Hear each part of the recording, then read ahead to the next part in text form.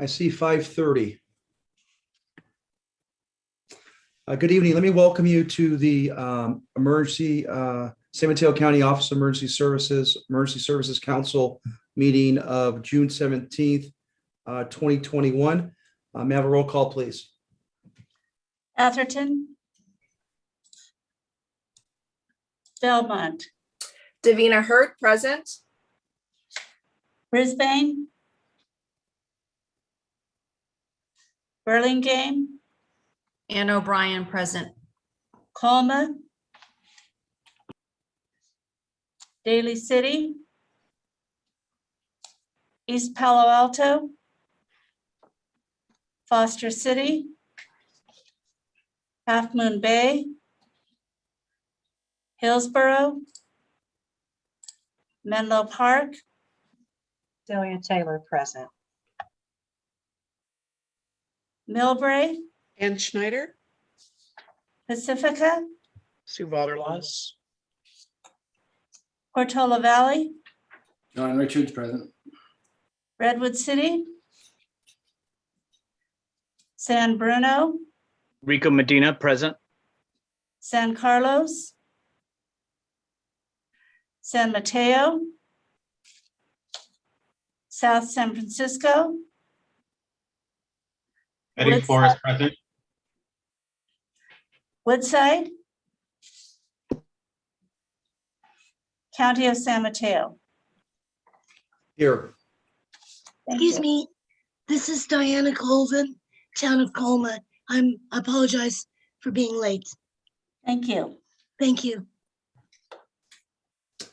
Great. That brings us to item 2, action to set the agenda. And then item 3, action to accept the minutes of the April 15th meeting. Can I get an action on both items? A motion, please. I'll make that motion. Okay. Roll call, please. Atherton. Belmont. Aye. Brisbane. Burlingame. Aye. Colma. Aye. Daly City. East Palo Alto. Foster City. Half Moon Bay. Hillsborough. Menlo Park. Yes. Millbrae. Millbrae. Millbrae, yes. My apologies. Thank you. Pacifica. Yes. Portola Valley. Yes. Redwood City. San Bruno. Yes. San Carlos. San Mateo. South San Francisco. Aye. Woodside. County of San Mateo. Aye. That brings us to item So, 4. I'm the sorry, action to Supervisor. approve the OES FY 2021-22 budget. Mr. Belleville and Mr. Leach. I'm sorry, Supervisor. Can people hear me? I'm sorry. Yes. Yeah. Um, Yes, David. I just want to confirm. Do we have a quorum? I was trying to keep count. We need to have. I believe we need to have 12, and I counted 10 votes, which would be fine if we have a quorum. But I just want to make sure that we do have a quorum. Can staff indicate whether we have 12 members present? We have 10 members present and we recognize 11 as a quorum. Okay. Thank you so much. We are looking for one member. Mr. Silverman, can we take the informational items and then move to the action items? That would be my suggestion, Supervisor. Yes. Okay. Silverman, it's Dan Belleville. I did get one of the members could not be present tonight and did cast their vote. So I don't know if that's helpful when we get to that portion of the, okay. Unfortunately, I wish that would work, but unfortunately it doesn't. Okay. So here's what I'd like to do, Mr. Silverman. I'd like to take the first informational item, which is item 7, the informational report on wildland fire preparation funding and future implications. and that's Mr. Jonathan Cox. Thank you, Supervisor Canepa. I just want to confirm, I have 2 on the agenda. This is the fire season one we're looking at, right? Correct. You have, the informational report on wildland fire preparation, funding, and future implications. Perfect. Thank you. Thank you, Supervisor Canepa, and all the members of the JPA and Director Belleville. My name is Jonathan Cox. I'm the Deputy Chief for CAL FIRE, and I serve as the Deputy Fire Chief for San Mateo County Fire Department, as well as Coastside Fire Protection District here in the county. I was invited to speak about the upcoming fire season here in San Mateo County, as well as the funding that is proposed on the state side for wildland firefighting and prevention efforts. And I will get started if everyone can see my screen.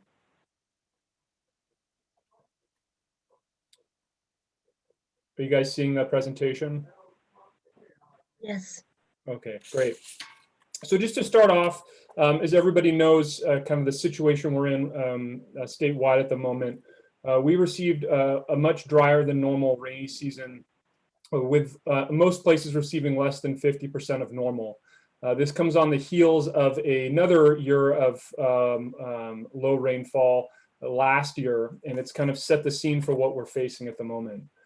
Currently, snowpacks across the Sierras, basically everything that is a rim around the San Joaquin Valley, which really serves as the water source for California, is running at 0%. Not unusual for this time of year to have that much runoff at the end of May, beginning of June, but we didn't hit more than 60 to 70% of capacity even during the wet months of California. So we have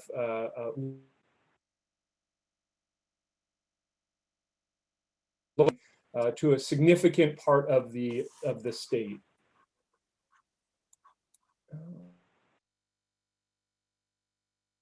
Sorry, I just got a Zoom notification. One thing to note on here is just the amount of exceptional drought to the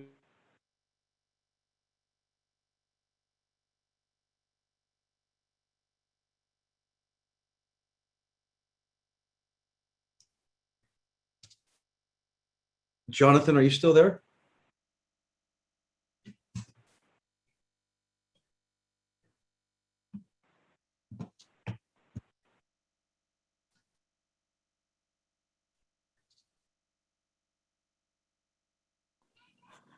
Can everyone hear me again?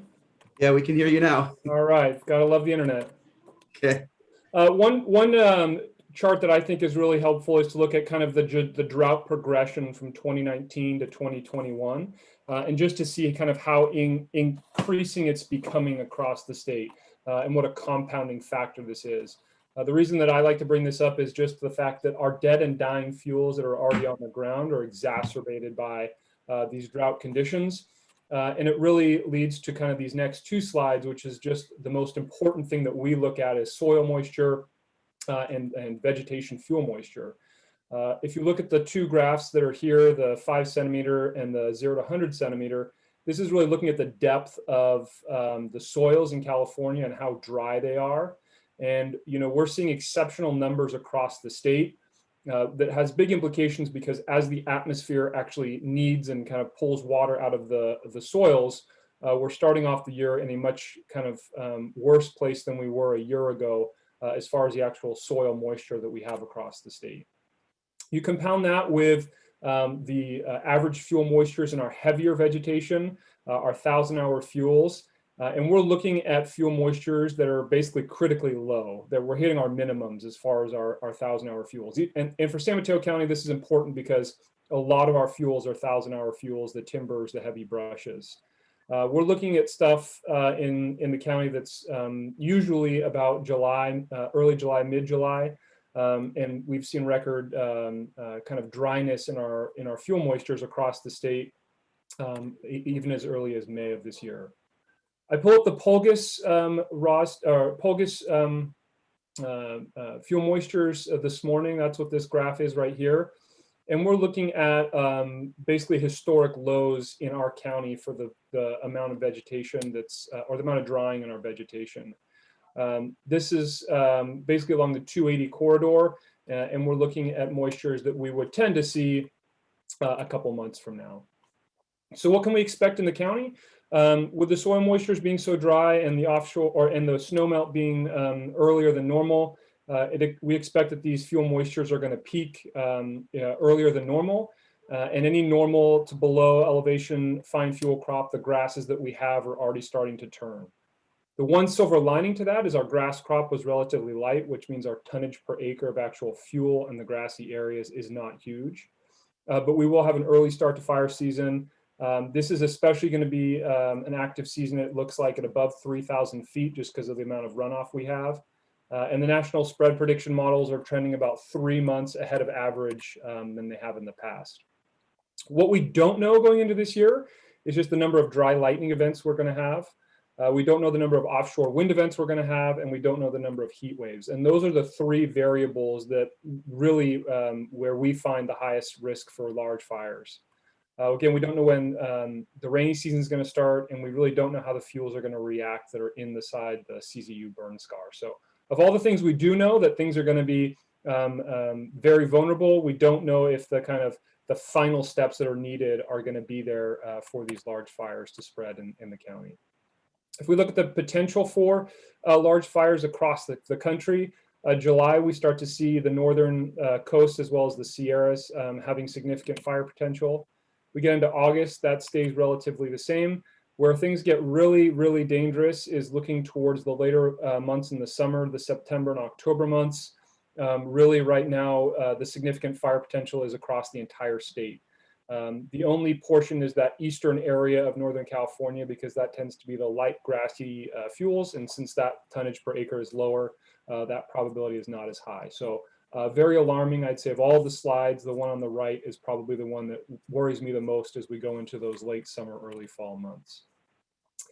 As you've probably seen, the state has proposed a pretty significant budget. Governor Newsom put forward over almost $500 million towards this year alone, fighting fires in California. Just want to give you a little bit of a breakdown about what those numbers actually mean. One of the biggest is $137 million for 591 positions for 16 CAL FIRE and 14 3Cs hand crews. Statewide right now, we are funded for 154 CDCR or inmate hand crews. We are down about 80 crews at the moment because of the inmate population in the state. What that means is all the hard hands-on work that they do, we don't have that labor force now. And so we are putting into place 3Cs as well as civilian firefighter 1 hand crews. For San Mateo County, that is a 3Cs crew, or sorry, for the San Mateo Santa Cruz unit, that's a 3Cs crew that's going to be based down in Watsonville. They will be run through CAL FIRE CZU. There's $8.3 million for wildfire mitigation financial assistance. This is really starting to look at defensible space and real estate transactions. That will affect San Mateo County. $5 million for research to the CSU system, as well as $9.7 million for fixed wing pilots and maintenance, and $3.2 million for fire prevention ember resistant zones. AB 3074 really is going to be coming into play that says there has to be a non-flammable barrier around your home of 5 feet. So that's going to be a significant step when it comes to defensible space. And maybe the other largest one for the county that's going to affect us is $195 million for wildfire and forest resiliency and the 13 new and existing programs. This is all of that pre-fire work that goes to grants. It goes to carbon sequestration, timber harvesting. This is that pipeline of money that comes down to our fire safe councils as well as our special organizations for the shaded fuel breaks, for the chipping programs, and for actually getting work done ahead of time throughout the county. For us locally, we've entered peak fire season. We entered that about a week ago. We have 13 engines staffed in the 2 counties for wildland fires. 4 of those are in San Mateo County. We did receive a one-time funding for increasing the staffing on 1/3 of those engines to 4 people. So from 3 people to 4 people. We have 2 bulldozers staffed as well as that 3Cs hand crew, that new hand crew down in Watsonville. The Ben Lumen camp, which is where our inmate population is running at about 2 crews. They're fully funded for 5. So what that means is, we're going to see a real struggle when it comes to getting enough hand crews to these fires when they break out, because we just don't have the numbers statewide. With that, let me go to the next one. Our aircraft fleet, Hollister and Santa Rosa air attack bases are both online with 2 tankers and a air attack at both. For San Mateo County, basically any fire north of 92, our aircraft comes out of Santa Rosa. Anything south of 92, it comes out of Hollister. There's 8 new Firehawks in service this season. The 9th will be coming on before the end of the year. That 9th is the one that's going to go to Santa Clara County. That base is going to be moving from Alma at Lexington Reservoir down to Moffett Field, which is a good thing for us in San Mateo County, just because the flight time will be shorter. This is significant because it's got a 1,000 gallon tank as opposed to 300 gallons that we have right now. We will still see the Hueys in reserve status, and we anticipate 23 air tankers being online the entire summer. One thing to note is our C-130 large air tanker fleet is still in transition right now, and we anticipate having that operational by 2023. Just a few things to note. The Alert Wildfire camera system is up and running in the county. We continue to work with Alert Wildfire to add new cameras. Last week, we just added Montera Mountain. We're starting to get some really good penetration throughout the area. This is publicly viewable. Our command center controls it, but you can go online and look at it at alertwildfire.org. We also continue to build out the Zone Haven evacuation management platform.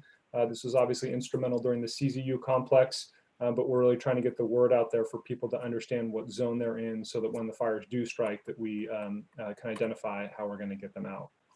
And just to finally, a few things that I didn't put on here that are kind of on the radar. The state is also looking at partnering with OES, CAL FIRE and OES, and creating a state wildfire threat center, kind of the national hurricane center equivalent here in California. OES is also tasked with home hardening and really starting to develop a program for vulnerable populations in high-risk areas. So we should see those coming down the pipeline sooner than later. As many agencies in the county probably already saw, the OES continues to roll out new Wildland engines, the green engines. We received 5 of them here in the county for local government agencies. Those will be an important resource, not only locally, but throughout the state. And there's a number of other bills, assembly bills and state bills that are looking at land use planning, that are looking at increasing defensible space requirements. It'll be interesting to see how those play out through the legislative session and what implications those have. And finally, this will be the first year that we're actually using Techno Silva, which is our fire modeling tool. Our command center will actually be able to model in real time, based on thousands of inputs, what our fire potential is on all fires that break out in the unit, which should give us a better sense of where fires might be if they go uncontrolled for 1, 3, or 5 days. With that, I know it's a lot of information. Sorry to speak so quickly and to give you another PowerPoint, but happy to answer any questions as well. Great. Thank you so much, Jonathan, for the presentation. And Jonathan, climate change is real. That's obvious. But thank you for all the work that you're doing in this space, and I appreciate it. Are there any questions for Jonathan? Video too. Ms. Hurt, Davina Hurt. Thank you. I'll make it real quick. Jonathan, thanks again for the presentation. That was really great. Did you hear or have you heard anything about more clean air centers and any popping up in the county, money in particular? Yeah, are you talking about like community resource centers that PG&E puts in place? Yes. Yeah, so those are increasing. We actually, I know that the county is in the final phase of signing a contract to make Pescadero Fire Station a community resource center. And I recently took a look at those tiered maps for kind of the fall, basically the potential for things to hit lines on PG&E's existing infrastructure, and there is a significant area up in the remote parts of the county. So that's a big step, is to have another community resource center. In addition to Woodside, La Honda, there'll also be Pescadero. Okay, thank you very much.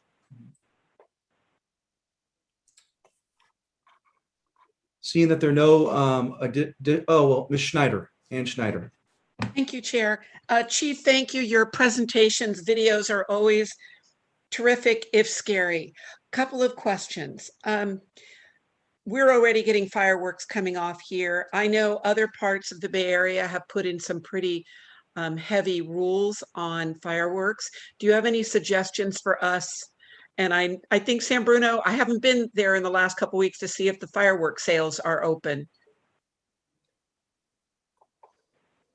Yeah, 90+% of all fires are human caused. So anything we can do to reduce that likelihood. The county did take a big step at their last board meeting to really bolster the fireworks ordinance for the unincorporated parts of the county.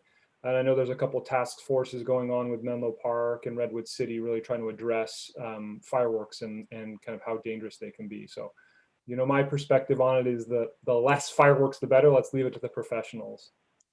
Thank you. I'll go look for that. My community, our demographics they come from cultures that really appreciate their fireworks. So it's a tough battle there. Number two, I have a meeting in progress or planning with Caltrans to look at a number of issues. One of them is along the 280 corridor. Do you have recommendations for those of us here in North County of how we might be able to do some work on the 280 corridor? I recently walked between, I don't know how familiar you are, between Hillcrest and Larkspur. There's a trail that has had a lot of trees cut. The wood is sitting on the ground. There's dead, dry plants there. If we need to help, I find this is a great way to pull my community together and we can help. We just need to be asked, or, it's not technically Millbrae land, so I can't touch it. I think it's SFPUC land, but Caltrans has offered to meet with us and talk about a range of issues. Just ask. I think my community is done. They literally want to come together and work on some of this prevention activity. Yeah, that's a really kind of common theme out there right now, Mayor Snyder. And I think one thing I always encourage is we're always stronger together when it comes to these preventive efforts. And probably one of the best organizations in this county is our Fire Safe Council. And Denise and Nia, who is the lead of that organization, and Rich Sampson. That brings all of the players together to the table, from Caltrans to SFPUC to local fire agencies. And it's really that kind of place that taking this momentum really gets results. Thank you. And then my last one, I do serve on a state commission for recycling. We've really been diving into SB 1383, which is organics. It's too late for this year, but if we can find some time, the point is to carbon farm, put more carbon in the soil, which allows the soil to hang on to more moisture. This is a long-term preventative measure, but I would love to see our county start taking a lead in it. The law goes into effect on January 1st, 2022. Excellent. Thank you. Thank you. Thank you. Ms. O'Brien. Yes, I just have one question. In regards to the alert wildfire cameras, how many do we have in total, and how many do you think is optimal? I would like one everywhere. I think we're up to 9. Sorry, I'm getting some feedback. I believe we're up to 9 now, and it really, they look at the alert wildfire cameras kind of at a landscape level. So it doesn't look into every valley and every drainage and every spot. We really want to kind of be able to use it for large areas. I think the areas that we're really still trying to focus on are those pockets that we don't have visuals on at the moment. We don't have a really good view of El Granada. We don't really have a really good view of La Honda. We're pretty good with the North County now with Montera Mountain, but I think there's some additional sites that we might get in the more remote areas. For everyone's kind of point of reference, we have Montera Mountain, we have Skyline College going in next week. We have College of San Mateo, we have Kenyatta College, and then we have a couple up on the ridge above Portola Valley and Woodside, and then a few over on the coast at the moment. Great, thank you. So Supervisor, I think we do have a quorum now, and I recommend we strike while the iron is hot. I think that there was already a motion pending on the setting of the agenda and approving the minutes. And so I would suggest that we go ahead and take that vote now, since we have enough members. We only need half the folks to approve, half the folks present to approve. So if the recording secretary can go ahead and do a roll call. Thank you.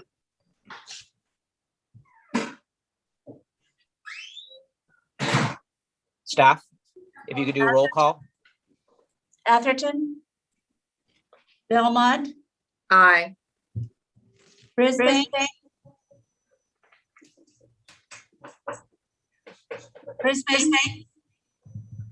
Burlingame, Aye. Colma, Daly City, East Palo Alto, Foster City, Half Moon Bay, Hillsborough, Menlo Park, Yes. Millbrae, Yes. Pacifica, Yes. Portola Valley, Aye. Redwood City, San Bruno, Yes. San Carlos, San Mateo, Yes. South San Francisco, Yes. Yes. Woodside, County of San Mateo. Yes. Okay, that brings us to item 4, action to approve the OES FY 2021-2022 budget. Mr. Belleville and Mr. Leach. Good afternoon, Mr. President and honorable members of the Emergency Services Council. Dan Belleville calling in from the Emergency Operations Center here in the Regional Operations Building of the San Mateo County. And we are seeking approval tonight for the fiscal year 21-22 Emergency Services JPA budget. You'll recall at the last meeting on April 15th, a week prior, we had met with select members of the Emergency Services Council to discuss the budget with Mr. Leach and myself. We addressed a number of questions at that April 8th meeting. We then presented it to the Emergency Services Council on April 15th, our last meeting. Mr. Leach was with me at that time. We also had a question and answer period at the end. There was one follow-up question that we couldn't answer that night, and I did follow up with that information in a recent email. I have not had any subsequent questions since then regarding the budget. So I am actually presenting the budget by myself tonight. Mr. Leach took some well-deserved time off, but we are seeking approval of that budget this evening unless there are any questions. Are there any questions from any of the members?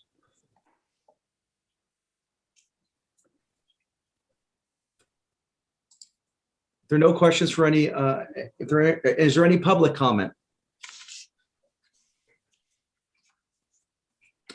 Seeing none, is there a motion to approve the FY 2021-2022 budget? Move to approve? Second. Roll call, please. Atherton, Belmont, Aye. Brisbane, Burlingame, Aye. Colma, Aye. Daly City, East Palo Alto, Foster City, Half Moon Bay, Hillsborough, Menlo Park, Yes. Millbrae, Yes. Pacifica, Yes. Portola Valley, Yes. Redwood City, San Bruno, Yes. San Carlos, San Mateo, Yes. South San Francisco, Yes. Woodside, County of San Mateo. Aye.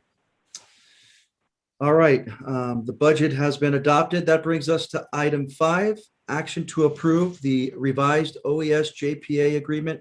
Mr. Belleville and Mr. Silverman.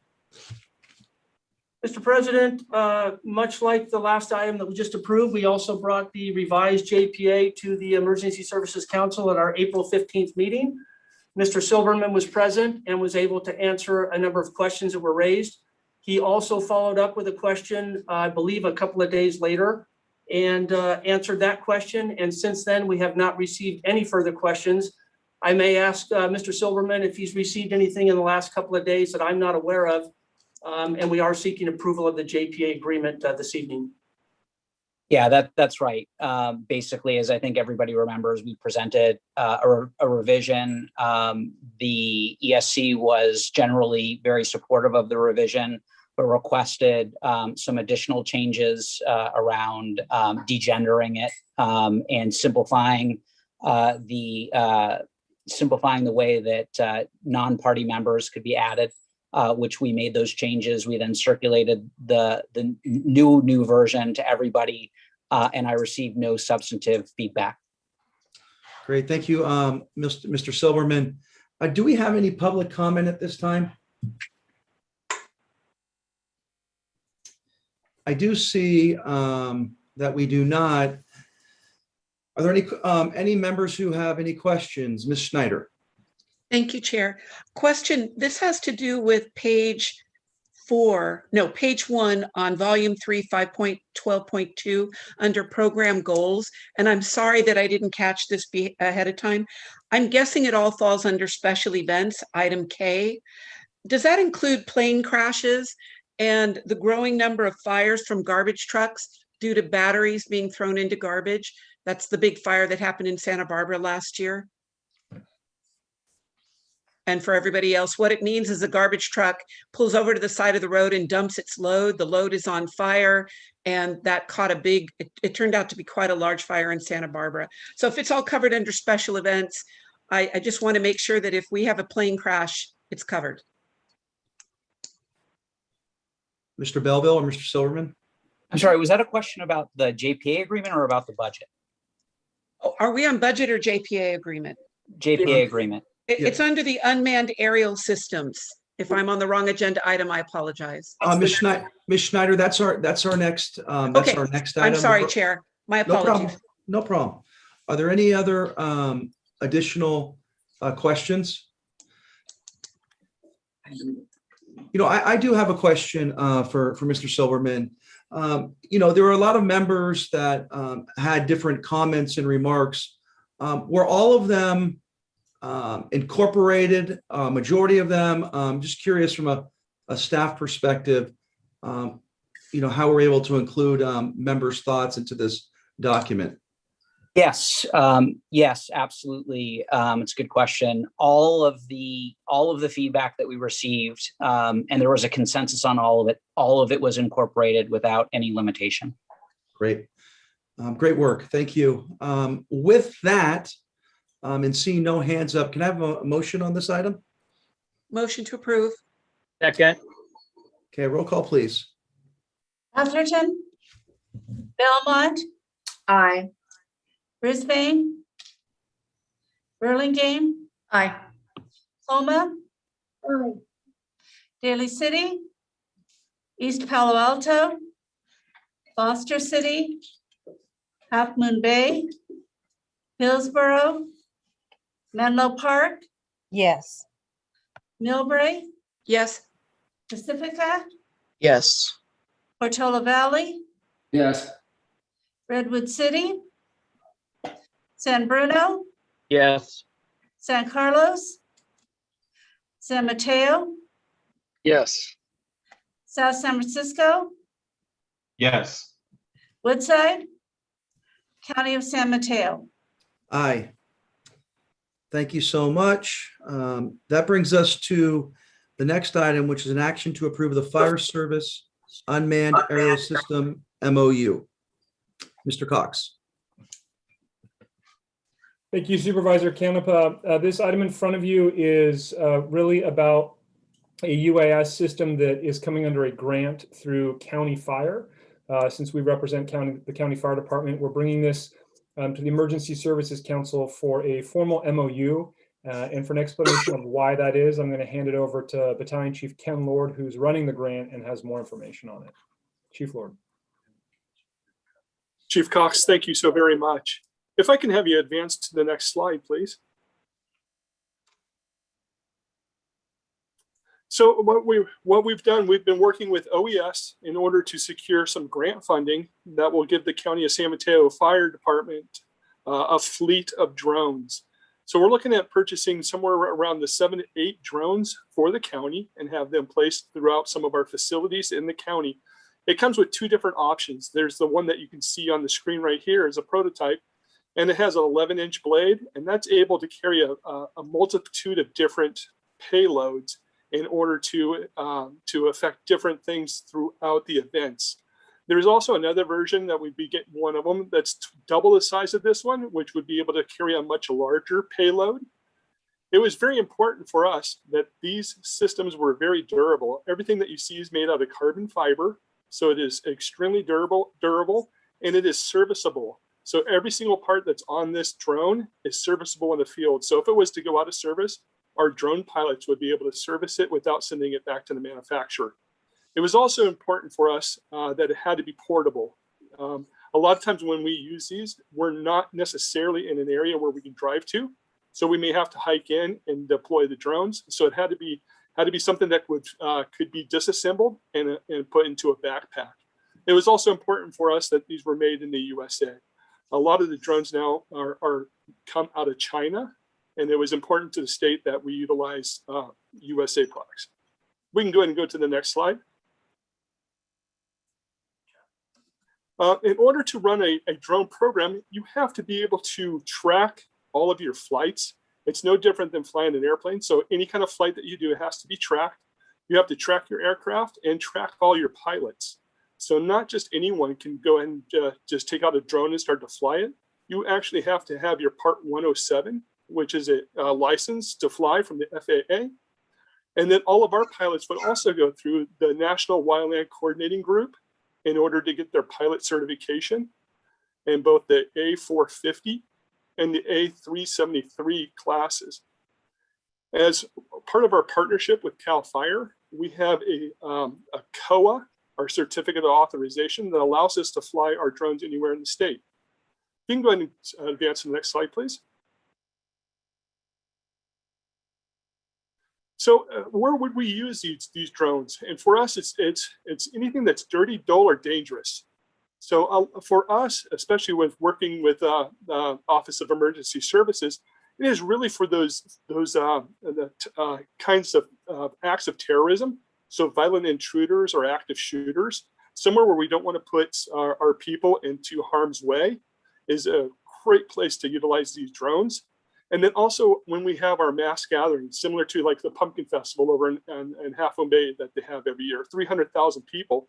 And we can utilize drones in order to kind of assess any kind of threats.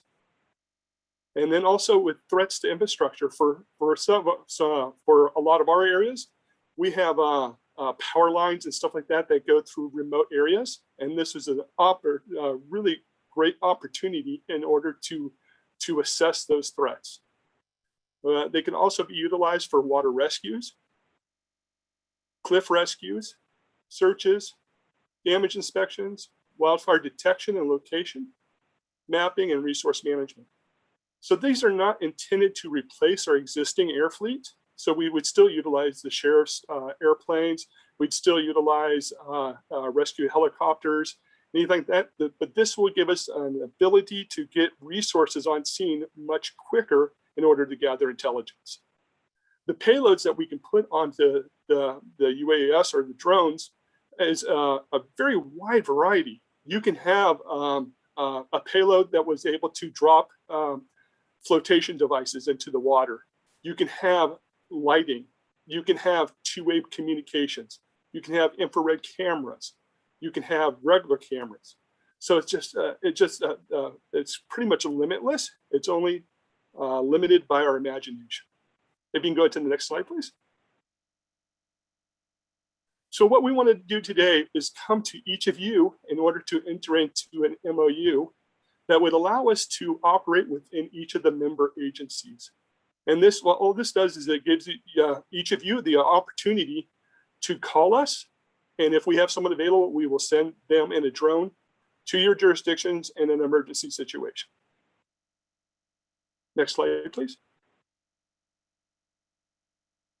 Thank you so very much for your time. I'd be happy to answer any kind of questions that you might have.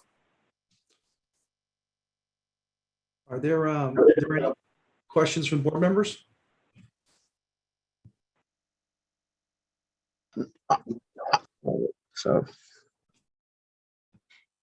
Sue? Sorry, I was slurring. I just want to thank you. And I read the whole story about the drones used for water rescues, where they can drop down a life vest for someone and keep contact with that person who's in the water instead of losing them altogether. And I think that's just like, it makes my hair stand up. Thank you. Thank you so very much. I couldn't agree with you more. Davina? Thanks. I really see a benefit, especially when it comes to fire service response aid and seeing where locations are. I think of Belmont and how dense some of our areas are. So I'm curious whether what has been your conversations with the different cities about this in particular. I know you're coming to us as electeds, but curious if you could speak a little bit to the conversations you've had with, say, our police chief or the fire chief, et cetera. Yes, thank you very much. So we've been working with the Sheriff's Department primarily, and it is very well received. Some of the fire districts already have programs, like Menlo Park has a very robust program as well. But we would absolutely be able to offer our services to those areas that aren't serviced, and just kind of a collaboration and the ability to assist any way that we could. And you will, I guess, connect if we, I'm sorry. Oh, sorry, I think there's a little bit of feedback. So it sounds like if this MOU is signed, you will connect with those with whom you can serve and give more details. Oh, absolutely. So Okay. we will absolutely reach out to all the police chiefs and the fire chiefs and offer the service. Great, thank you. Ms. Schneider? Thank you, Chair. Thank you. I think this sounds great. My other question, I think it's covered under that, but you would also include plane crashes and other things. Special events, you actually mean special events like our art and wine festivals, our street festivals, correct? That is correct. Okay, but And plane yes, crashes would be included? Absolutely. If the request was made and we had someone available, a pilot available, we would absolutely respond. Okay, and then Millbrae being right next to the airport, we always wonder if we're in the 5 miles where people cannot fly drones. In theory, it's a changing area, but I assume given that this is emergency, you are not subjected to the 5 miles around an airport rule.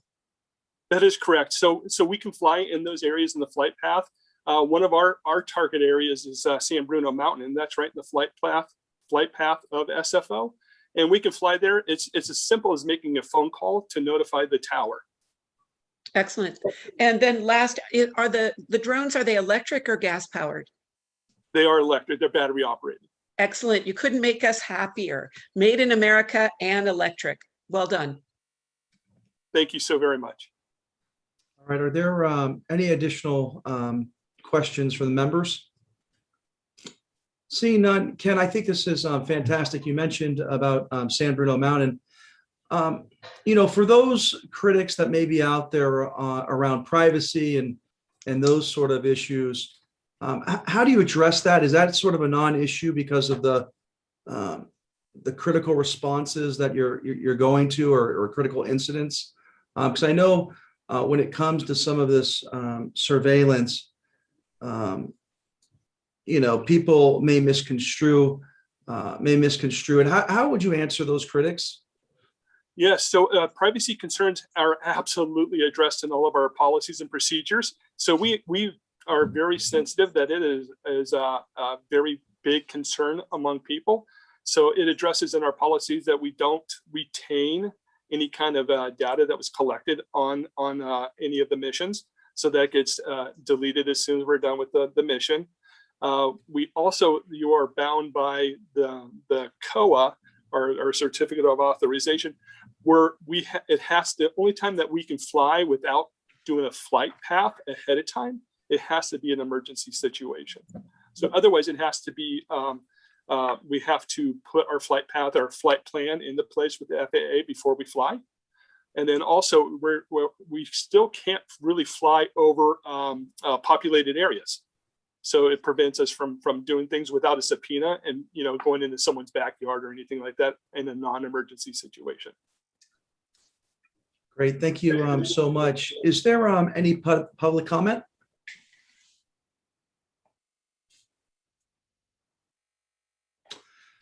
Seeing none, is there a motion on the table?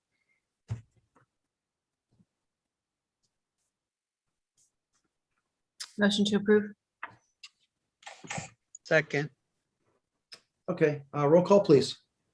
Atherton, Belmont, Aye. Brisbane, Burlingame, Aye. Colma, Aye. Daly City, East Palo Alto, Foster City, Half Moon Bay, Hillsborough, Menlo Park, Yes. Millbrae, Yes. Pacifica, Yes. Portola Valley, Aye. Redwood City, San Bruno, Yes. San Carlos, San Mateo, Aye. South San Francisco, Yes.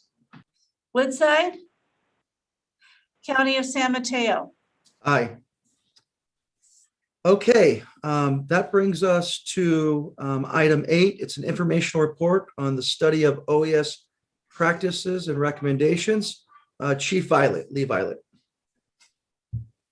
Mr. President, it's Dan Belleville. Just wanted to real quickly thank Chief Cox and Chief Lord for their presentations. They were terrific members of the Emergency Operations Center during the CZU fire. So just want to thank them for providing that information. I'm very pleased that the Emergency Services Council approved and accepted their presentations tonight. Thank you for that. The next item that you just mentioned was the informational report. Mr. Lee Violet is sitting next to me. He works with Steve Belcher. Both Lee and Steve have many decades of experience in government work, primarily in public safety and emergency preparedness. And Lee and I were in a discussion quite some time ago in the latter part of last year to discuss the Office of Emergency Services and our daily functions. So I'm going to turn it over to Lee and let him describe a little further that conversation and some of their findings for the board. It's just an informational presentation only. Lee? Thank you, Supervisor Canepa and honorable members of the Emergency Services Council. Thank you for having me here. I promise I will try not to put you to sleep. I'm going to cram in 5 minutes about 350 hours of work that went into preparing this organizational review. And what our key focus was is trying to look at best practices, how the Office of Emergency Services can best position itself for this new reality, and I'll touch on that in just a moment. But to get us there, I'll talk a little bit about the focus areas so you understand the methodology we use, and then just some of the key findings. I think there was a total of 52 findings.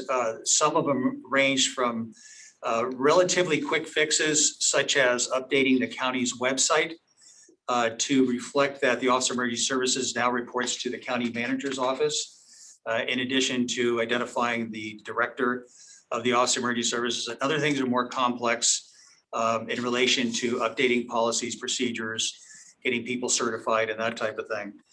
So during our course of this review, which Dan just alluded to, we actually started talking about, I think it was in October, November, and started collecting information. And before we completed the review, we ended up interviewing between 35 and 40 people. These were one-on-one interviews. And actually, what moved the process along a little faster than I anticipated was most of those meetings were done on Teams meetings or Zoom. So it was a very efficient way to do it, although I prefer doing the face-to-face contact. One of the areas that we looked at was an extensive literature search. That was with Cal OES, FEMA, and a lot of other agencies involved in disaster preparedness, emergency response, and that type of thing. We also looked to see if there was any former reviews or audits done on the San Mateo County Office of Emergency Services, of which we found none.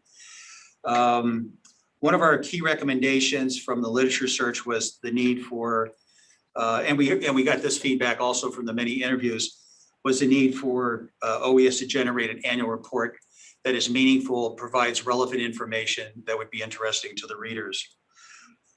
We also interviewed all OES personnel to assist us, the review team, in defining areas of interest that the employees believe should be included in the review and any suggestions for improvement.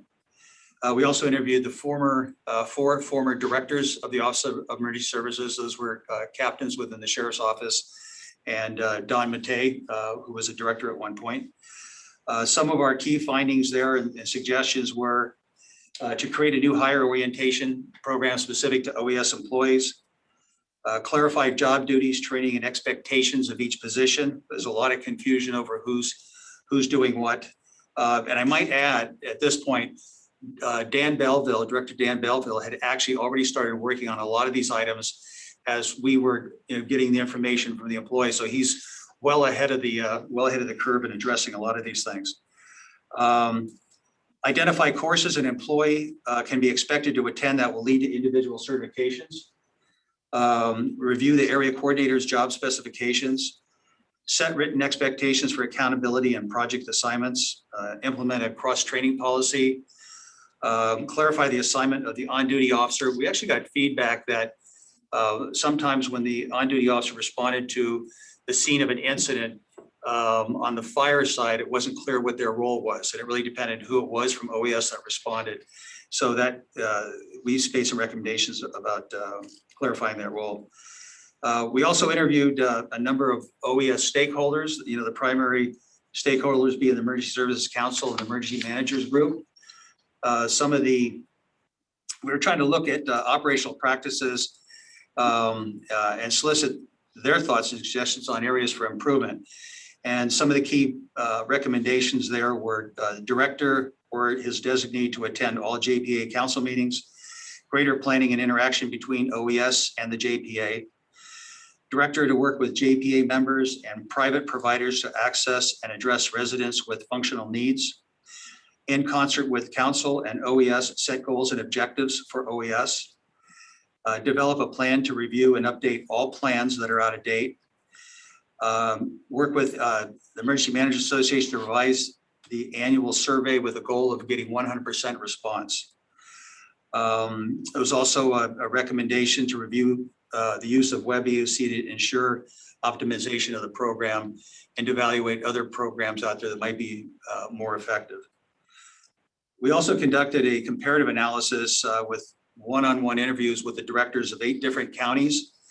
And those counties were Stanislaus, Sonoma, San Francisco, Santa Barbara, Tulare, San Joaquin, Santa Clara, and San Diego. Our primary focus there was on the structure of their organization, staffing levels, funding sources, and best practices in the industry. After concluding all those interviews and looking at some of their recommendations and their staffing structure, we believe that the Office of Emergency Services is currently staffed right about where it should be. We did make a recommendation that maybe a year out to look at the individual duties and responsibilities and track time for a month to see if there's a need to add staffing or maybe even reduce staffing, but we're definitely in the ballpark at this time. We also found of the 8 counties surveyed, 4 of the directors report directly to the CMO's office, and 2 reported to the directly to the Sheriff's Office, 1 to HR and Human Resources, and 1 under the General Services. Out of the 58 counties, only 19 report to the Sheriff's Office. All the remaining 39 counties report to different departments. Funding for the Office of Emergency Services in the 8 counties, almost all of them were supported by the general fund with additional funding from state and federal grants. There was only 1 county that was similar to San Mateo County with the funding formula that you use shared between the cities and the county. And it's our opinion that that is probably one of the better funding formulas out there because it does provide a stable funding source for the Office of Emergency Services, where if it's just dependent on the general fund, then you're really trying to argue for funding every time you go through a budget cycle. We reviewed all the relevant policies, procedures, When we got to the best practices part of this, we are recommending to the director that he join the Emergency Managers Accreditation Program, that's EMAP. It's a widely known independent nonprofit organization that fosters excellence and accountability in emergency management and homeland security programs. It's a labor-intensive program. If you seek accreditation there's actually 64 standards of compliance with a recert every 5 years. One of our recommendations was to consider, now everything we've done is not a mandate, it's a recommendation. And one of the things that we're recommending is they consider EMAP accreditation. Probably put that off for at least a year or two until a lot of the other recommendations are implemented, and you're off in a good start in developing your personnel and policies and procedures and that type of thing. We did recommend that OES meet with Cal OES to seek guidance on their checklist called Crosswalk. Crosswalk is designed to assist with the coordination of local emergency plans and to ensure the fundamentals of the standardized emergency management system and the National Incident Management System are included in the plan. This is probably one of Cal OES's best practice suggestions. A couple of closing comments and getting back to the new reality of the directors that we interviewed. Most are trying to position themselves for what they call this new reality, and that's the increase in the frequency and complexity of major emergencies facing California, along with an expectation of government to keep people safe. So both the internal and external stakeholders that we spoke with told the review team that consistency and experienced leadership is probably the most important factors for the organization. And I believe that, woven within our 52 recommendations is the need for consistent, strong, experienced leadership, which I think will assist OES in preparing for this new reality. And if you have any questions, I'd be happy to try and respond. Are there any questions from the members?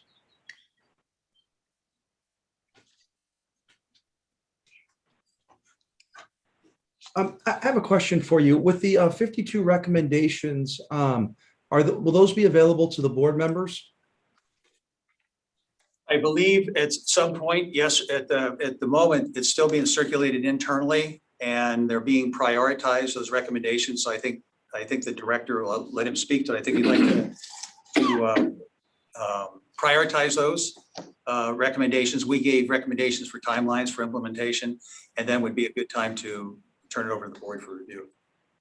Okay, so the plan is, Mr. Belville, just so I understand, this is just sort of a preliminary informational item. Then you're going to actually come back to the board with the 52 recommendations. Is that correct? Yeah, we can do it several ways, Mr. President. Obviously, going to vet this through Mr. Callaghy and work with Lee and his team to prioritize things as he mentioned. Many of them are already underway, so we are tackling them as we speak. So I can certainly provide the report. It doesn't necessarily have to be another presentation, but we certainly will make it available for those to review. Yeah, I think that would be, that would be really, really helpful, because I just, we don't have any information sort of before us. I mean, it was given verbally, and that's great. But I do think, for it to come back before the board, I think it's really important. And I know this falls under the county manager's office, and we also have board members representing the different cities. So, and myself representing the county. So I would appreciate if those recommendations would come back to the board for informational update. Okay. Yes, sir. We'll do that. And, very excited about this because it is very transparent. We spoke with a huge cross section of folks and we heard from them, and Lee and his team made note of it. So as I mentioned, we're already aggressively tackling them. So I think a report at a later date with an update on where we're at is in order, and we'll certainly make that happen. All right, let's take some public comment. Is there any public comment? And last call for board member comments on this item.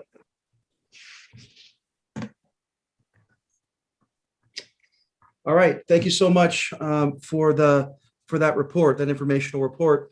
Our next item is informational update on the status of the EOC. Mr. Belleville. Thank you, Mr. President. This will only take a moment. Just wanted to keep the board informed as to what we are doing here in the EOC. Believe it or not, this is our 471st consecutive day in the EOC. Very unprecedented. As I had mentioned at the last meeting, it was not only COVID and CZU, but it was PSPS events and high wind events and many other emergencies. As of today, we're at level 3. What that means is we've scaled down the personnel that are working in the EOC. There's about 4 or 5 of us that are working actively throughout the day. And we are open every day, 24/7 with telephone numbers. We had our last mass vaccination at SFO on Tuesday. So we're happy to report that there's no longer a need for those significant numbers. But however, we do have about 5 clinics remaining open throughout the county. So we're supporting those functions and continuing to vaccinate people throughout the county. We're also working with Cal OES Weekly on the CZU fire. We're very close to receiving the final documentation for those citizens that were seeking help. That's been a many months process in terms of filling out the certain forms that have to be completed and assisting the folks that live in our areas that need that assistance. We're monitoring the heat wave as we speak. As we all know, we're in the middle of a heat wave, so I hope you're all remaining cool and drinking plenty of water. And then, of course, we're preparing for our fire season. So we're getting right into the middle of it, as Chief Cox mentioned, and are preparing for what might be needed should we experience another fire this season. And that concludes my report for the happenings in the EOC, Mr. President.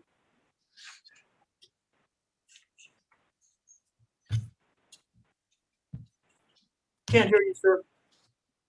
Thank you. Are there any questions or any public comments? Okay, thank you. That brings us to informational update from Emergency Managers Association, Ken Anderson. Good evening, Supervisor Canepa and Emergency Services Council members. Just want to inform you that this is my last meeting. It's been my pleasure to serve you as the San Mateo County Emergency Managers Association president. Just wanted to thank you for all your support and guidance over the last, especially over the last year during the pandemic. And not only that, but over my last 4 years as the president. So the next time you have a meeting, you'll have a fresh new president. And thank you for all the support and guidance. Have a great, safe and sane 4th of July. And hope to see you all at Disaster Preparedness Day. That's it. Have a great evening. Ken? Yes, sir. I just really want to thank you for all the work over a many period of years that you've done with OES. You've been accessible. You've been professional whenever it's come to answering questions. But I just want to thank you on behalf of the rest of the body just for your work. And you've worked extremely hard. That hasn't gone unnoticed, but just, as a sign of gratitude, thank you so much. And South City, South San Francisco is really lucky to have you. And so best wishes, Ken. Really appreciate all your work. Thank you, Supervisor. I greatly appreciate that. Have a great evening, everybody. Okay. Before we go from announcements from members of the ESC, I want to see if there are any public comments, general public comments. Seeing none, are there any announcements from members of the ESC? General comments. Mr. Medina, Mayor Medina. Thank you, Mr. Supervisor. Wanted to just bring up to folks that I want to thank this president of the board for, I've reached out to him and then he was okay with reaching out to Dan.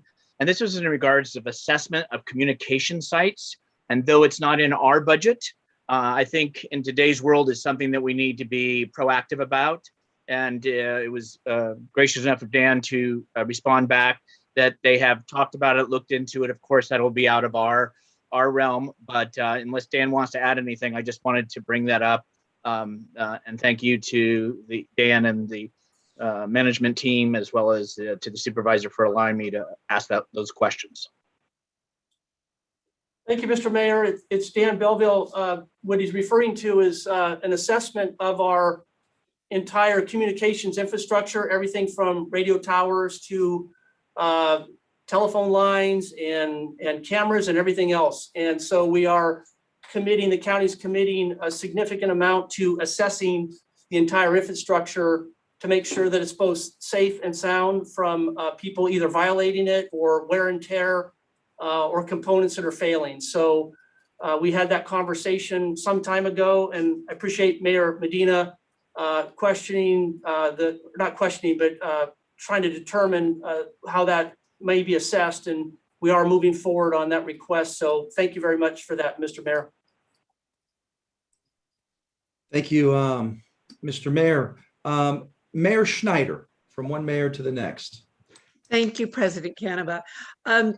Millbrae is replacing 2 water tanks on the east side of 280 down in the SFPUC. I believe there's a 3rd water tank there that belongs to the city of Burlingame.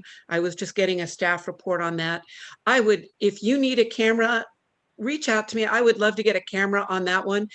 From that point, you look up through the valley that San Andreas Reservoir is in, and then down through the dry valley that is Camp Sawyer Road. So it gets quite a bit of activity in there, and apparently a recent mountain lion deer kill, yay, on that. But I have wanted to get cameras and that other testing device since Chief Cole presented it at a workshop years ago.